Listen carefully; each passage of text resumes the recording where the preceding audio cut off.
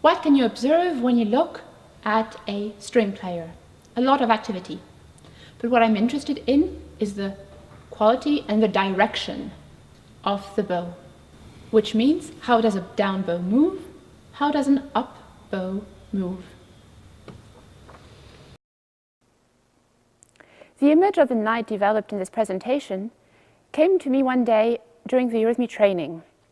We were moving an exercise on beat, an exercise that focuses on what is the quality of the right and what is the quality of the left. And as I was moving and practicing, and I was, I don't know, in second or third year of the training, I suddenly thought about my violin. I grew up playing the violin. I played for 15 years and several hours a day. But it wasn't until that moment in the Eurythmy training where I suddenly understood the gesture that I had been performing for years, deeply understood the quality of it. That is, what is the quality of a down bow? What is the quality of an up bow? The exercise we were working on is an exercise on beat. And beat is composed of strong beats and weak beats. In Eurythmy, everything that has to do with activity, with an active quality, is done on the right, or can be done on the right. The right has an active quality, and the left has much more of a passive receiving quality. A downbeat is done where you hold something in your hand and you let it drop, and with the right you take a step forward. And you feel this fall into matter, into gravity, into warmth. You let this go down on the right, and then on the left you receive it. And your gesture then comes in and it streams into the heart, so that a downbeat can be done on the right and a weak beat as a receiving on the left. And suddenly I thought about Greek sculptures and medieval knights.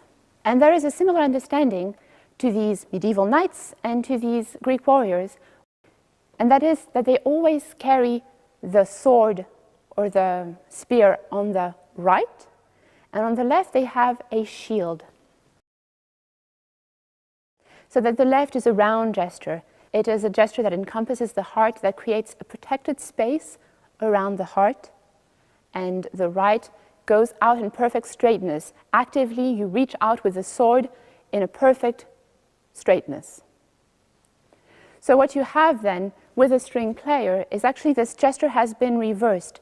The active sword of war has turned inward and has become a cultured sword, has become a bow.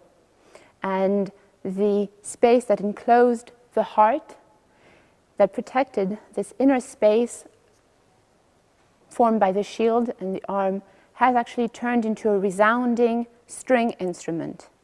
So whether it is a violin, a viola, a cello, or a bass, they are held on the left in this heart sphere.